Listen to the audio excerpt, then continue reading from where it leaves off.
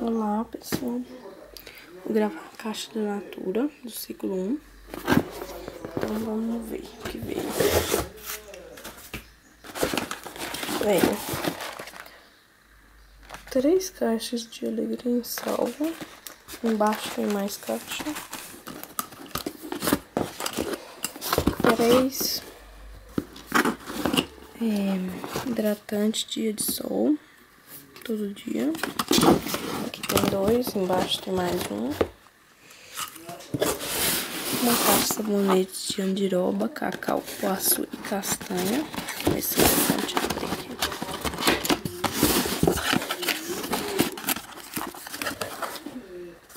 Nossa, é um cheiro que não tem outro igual.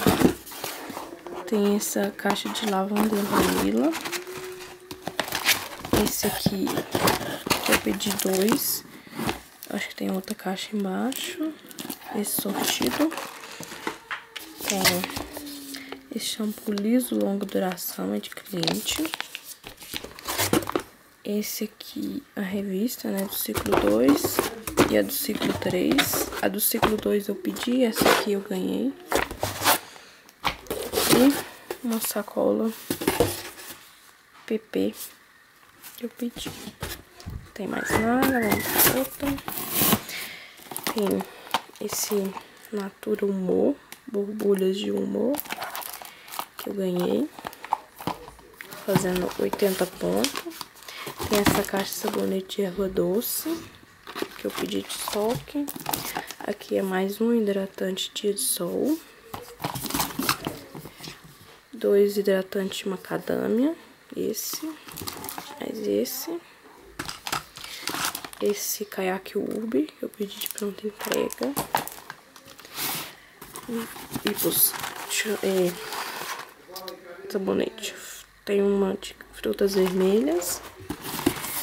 Tem 2 dias de sol. Dia de sol. 12 não. Ah não, esse aqui é avelã e romã.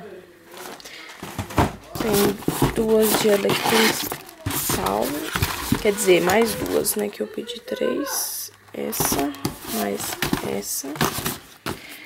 Tem a sacola P.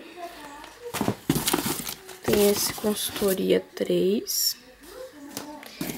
Tem esse esfoliante que é na compra do hidratante ganhava o esfoliante. 3. Tem esse refil avelã e romã.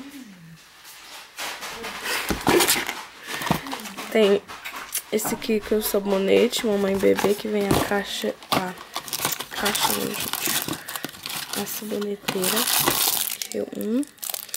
Um sabonete mais a saboneteira. Talvez eu fique pra minha bebê. Tem essa aqui, essa caixa pitanga, andiroba, buriti, maracujá. Aqui. Vou colocar pra cá. Tem essa outra aqui, mate verde, buriti, maracujá e pitanga.